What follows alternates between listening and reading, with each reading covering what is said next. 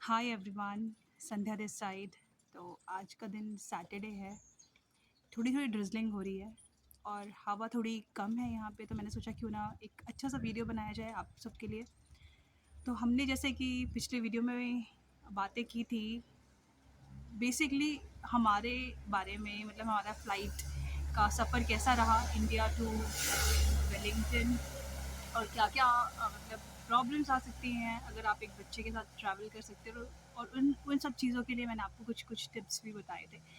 आज की वीडियो में हम लोग बात करेंगे कि जब आपकी ट्रांजिशनिंग फ़्लाइट होती है तो क्या क्या चैलेंजेस आ सकते हैं।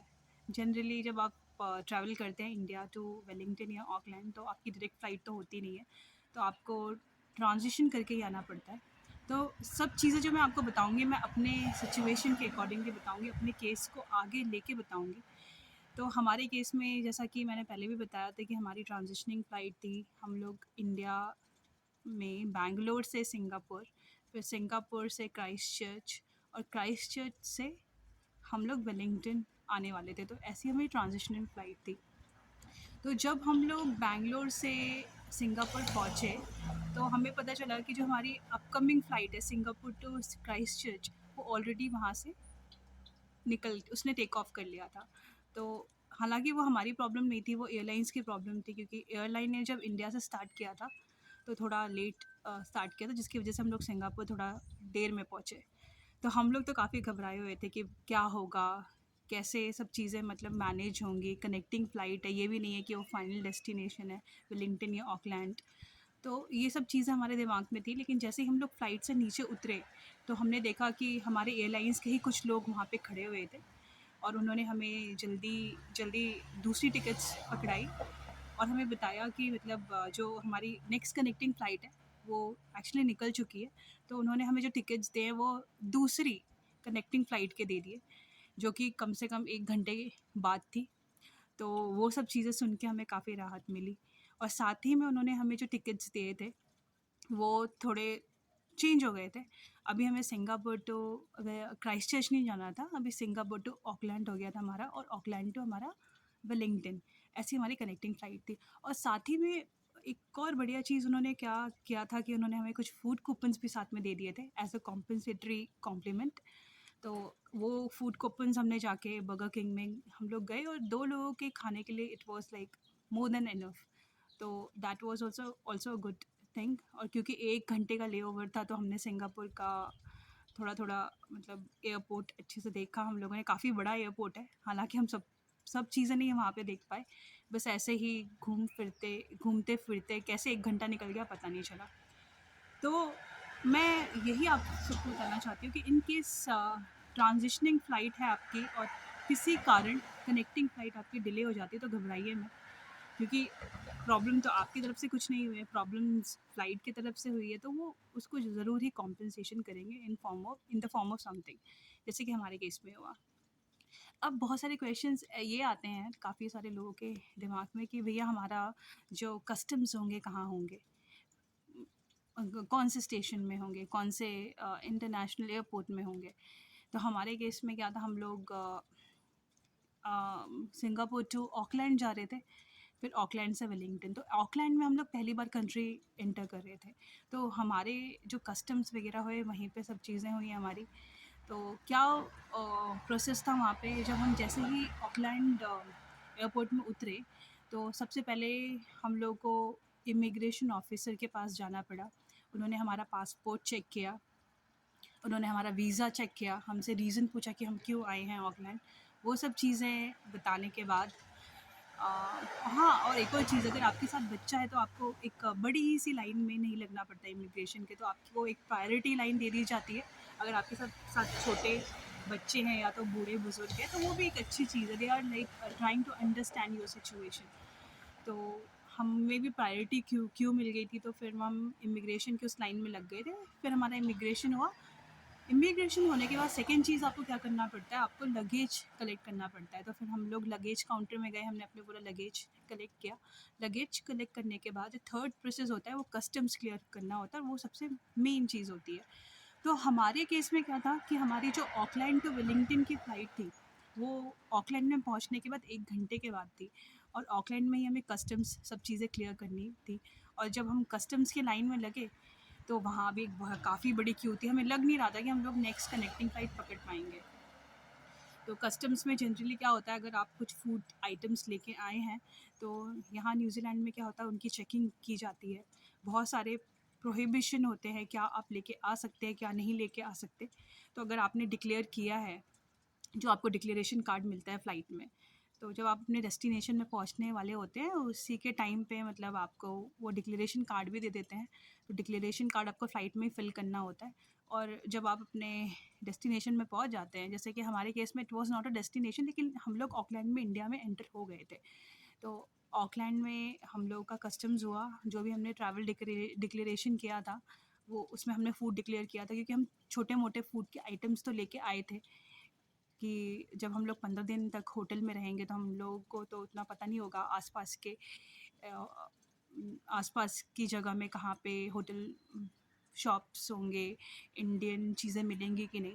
तो हम कुछ ना कुछ सामान अपने साथ लेके आए थे, तो हमने डिक्लेयर किया था, तो हम लोग कस्टम के लाइन्स में हमें लगना पड़ा। और इनके साथ कुछ नहीं लेके आते तो आपको कस्टम्स के लाइन में की क्यू में नहीं लगना पड़ता, उनके लिए एक ऑल्टरनेट क्यू होती है। वहाँ जाके आपके सिर्फ बैग स्कैन्स होंगे और आपको बाहर जाने दिया जाएगा। लेकिन इन केस आप फूड अपने साथ लेके आते हैं तो आपको कस्टम्स की लाइन में लगना पड़ेगा। तो हम कस्टम्स की लाइन में लगे, क्यू में हमने काफ़ी देर तक वेट किया, ऑलमोस्ट वहाँ 1 घंटा ख़त्म हो गया। फिर हमने अपने पूरे फूड आइटम्स वगैरह दिखाए, सो दे वर ओके अबाउट एवरीथिंग। ज्वेलरी अगर आप लाते हैं तो उसको भी डिक्लेयर कर दीजिए, वो आपसे बस यही पूछेंगे, पर्सनल सवाल पूछेंगे कि आपके पर्सनल यूज़ के लिए है तो आपको क्योंकि आप जनरली हम लोग पर्सनल यूज़ के लिए लेके आते हैं तो उसके लिए आपको हाँ बोलना है। मेडिसिन्स वगैरह जो होंगे उसके प्रिस्क्रिप्शंस वगैरह आपके देखेंगे। तो ये तीनों चीज़ें होने के बाद वो एक लेबल सा लगा देते हैं आपके बैग में कि हाँ इनके कस्टम्स क्लियर हो गए हैं। और उसके बाद आपको एक्सरे करवाना होता है अपने बैग का। एक्सरे करवाने के बाद सीधा आप जा सकते हैं और आप अपनी नेक्स्ट कनेक्टिंग फ़्लाइट पकड़ सकते हैं। तो हमारे केस में ये सब प्रोसेस को करने के लिए 1 घंटे से ज़्यादा लग गया था और हमारी नेक्स्ट कनेक्टिंग जो फ़्लाइट थी जो कि ऑकलैंड टू वेलिंगटन थी वो भी छूट चुकी थी। तो हालाँकि हमने अपने साइड से काफ़ी जल्दी-जल्दी किया, लेकिन ऑलमोस्ट 5 टू 10 मिनट से वो निकल चुकी थी। तो फिर हम जब ऑकलैंड के एयरपोर्ट में उतरे तो वो जो एयरपोर्ट था हमारा इंटरनेशनल एयरपोर्ट था। वेलिंगटन के लिए फ़्लाइट पकड़ने के लिए हमें डोमेस्टिक एयरपोर्ट में जाना था। तो हम लोग गए इंटरनेशनल एयरपोर्ट में, फिर वहाँ से लोगों से वहाँ पे हमने लोगों से पूछा तो उन्होंने बताया कि बस सर्विसेज हैं कुछ जो कि Auckland international airport to domestic airport लेके जाती हैं। फ्री सर्विसेज होती है। तो हम लोगों ने वो बस पकड़ा, फिर हम लोग ऑकलैंड के डोमेस्टिक एयरपोर्ट में गए। फिर वहाँ हमने अपनी सिचुएशन बताई तो उन्होंने हमारी सिचुएशन कंसीडर करी और हमें फिर दूसरी जो कनेक्टिंग फ़्लाइट थी उसकी टिकट्स हमें उन्होंने प्रोवाइड कर दी। तो ये पूरा सिचुएशनल बेसिस है आपका, क्योंकि हम लोग का जो फ़्लाइट था वो डिले कम से कम 5-10 मिनट से हुआ था, तो शायद उन्होंने हमें कंसीडर कर दिया। काफ़ी केस में शायद वो कंसीडर नहीं भी करते हैं, अगर काफ़ी डिले हो जाता है तो फिर उस केस में क्या होता है उसका हमें कुछ आइडिया नहीं है। लेकिन हमारे केस में तो हमें नेक्स्ट कनेक्टिंग फ़्लाइट दे दी थी। तो फिर नेक्स्ट कनेक्टिंग फ़्लाइट का हमें टिकट मिल गया वहाँ पे। फिर हमने बैगेज वगैरह चेक इन किए और फिर फाइनली हम लोग वेलिंगटन की फ़्लाइट के लिए हमने वेट किया। फिर 1 घंटे के बाद वहाँ वेलिंगटन की फ़्लाइट हमने पकड़ी और हम लोग वेलिंगटन में पहुँचे। तो जो हमारा कस्टम्स था वो ऑलरेडी ऑकलैंड में हो गया था। और अभी हम जो ट्रैवल कर रहे थे एज़ अ डोमेस्टिक ट्रैवल कर रहे थे ऑकलैंड टू वेलिंगटन। तो वेलिंगटन में पहुँच के हमारा कोई कस्टम्स वगैरह कुछ ऐसा सच फिर से नहीं हुआ, क्योंकि वो ऑलरेडी हो चुका था। और एज़ अ डोमेस्टिक पैसेंजर हम लोग वेलिंगटन में पहुँचे। वेलिंगटन में पहुँचने के बाद थोड़ा हमें सुकून मिला और फाइनली हमने बोला भगवान को सब चीज़ें कि थैंक गॉड कि आपकी वजह से सब चीज़ें अच्छी हो गई। फाइनली हम लोग वेलिंगटन पहुँचे। काफ़ी अच्छा लगा सब चीज़ें जब स्मूथली हो गई। तो हाँ, फ़िलहाल ऐसा था हम लोग का फ़्लाइट का जर्नी कनेक्टिंग फ़्लाइट के थ्रू। और जब हम वेलिंगटन पहुँचे तो फिर हमने एक टेम्परेरी सिम कार्ड लिया वहाँ पे, ताकि हम लोग मतलब एकोमोडेशन अपना सर्च कर सकें। तो सबसे पहली चीज़ जो आपको पहुँच के करनी है, एक टेम्परेरी सिम कार्ड ज़रूर ले लीजिए, ताकि आपके पास एक डेटा अवेलेबल हो जाए नेट सर्फिंग के लिए, और आप अपने एकोमोडेशन तक ईज़िली पहुंच पाएँ।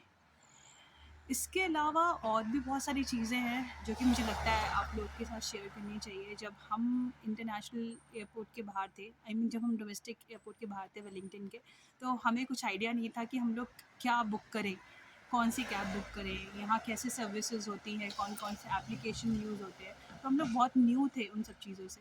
तो इसके ऊपर जो नेक्स्ट वीडियो मेरा आएगा वो थोड़ा डिटेल में आएगा, ताकि जब आप एज अ न्यू पैसेंजर एक न्यू कंट्री में पहुंचते हैं, तो जब आपको कुछ आइडिया नहीं होता वहाँ के प्रोसेस के बारे में, वहाँ के ऐप्स के बारे में, तो आप बिल्कुल ब्लैंक हो जाते हैं। तो बेटर है कि मतलब आप जब वहाँ पे पहुँचें और आपको ये सब चीज़ें पता हो, तो थोड़ा आपके लिए भी बेटर होगा। तो नेक्स्ट वीडियो जो मैं बनाऊँगी वो उसके ऊपर बनाऊँगी कि जब आप एयरपोर्ट पहुँचें और बाहर जाएँ, तो आपके पास क्या-क्या ऑप्शंस होते हैं कम्यूटेशन करने के लिए वहाँ से। कौन-कौन सी टाइप्स ऑफ कैब्स आप बुक कर सकते हैं, क्या-क्या उनके रेट्स होते हैं, और यहाँ जनरली कैब में क्या प्रोसेस फ़ॉलो होता है। इन सब चीज़ों के बारे में हम बात करेंगे, और थोड़ा बहुत मैं आपको एकोमोडेशन का भी आइडिया दूँगी, ताकि इन केस आप अपना प्लान यहाँ पे ट्रैवल कर रहे हैं, तो आप कौन-कौन से बेटर एकोमोडेशन और चीप एकोमोडेशन यहाँ पे बुक कर सकते हैं। तो गाइस फ़िलहाल के लिए, आज के लिए इतना ही। फिर से मिलेंगे, तब तक के लिए बाय।